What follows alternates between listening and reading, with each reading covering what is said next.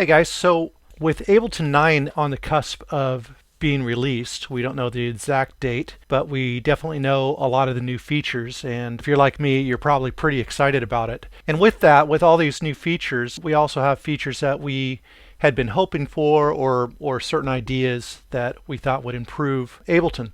And I've had this idea for a couple of years, and I actually believe I might have submitted the idea to Ableton a couple years ago. I just never received any type of reply back.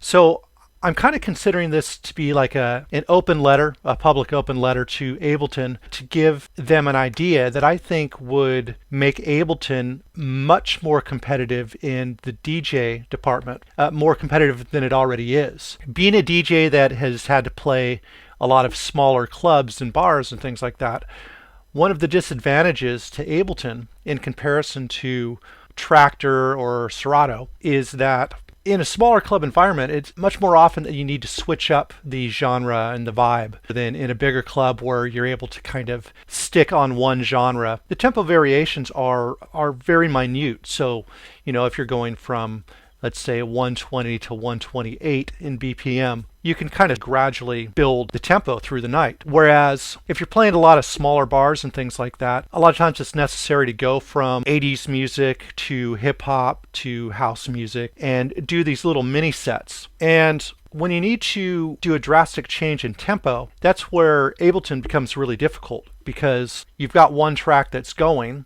and you want to mix the next track that's another tempo. Your only option is to turn off the warping feature, so you basically lose the ability to mix tracks with Ableton's warping. So the idea that I came up with was one that I think would put it in the same playing field as Serato and Traktor. And what that would be is, let's say I've got a track here, which I do, and this is 124 BPM, and then I've got this other track that's kind of more mellow, and it's 112 BPM. Now that's a pretty drastic change, so I wouldn't necessarily want to mix these two tracks. Instead, I would probably want to just do like a regular blend and get me into another genre. But the thing is, you want to make the blend while both songs are able to play at the same time.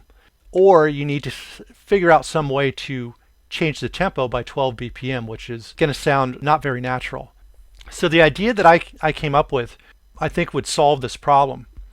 And what that would be is that you'd have a button that would turn off warping on all songs except for what's playing. So let's say I'm playing a song here at 124 BPM and I want to go to 112. I would hit this button that says turn off warping. And what that would do is that would turn off the warping on all future tracks, but it would keep the tempo going at the master tempo on the song that's playing. So this would be able to continue to play at its mastered tempo. And then the next song can come in without warping. So if this song's playing here,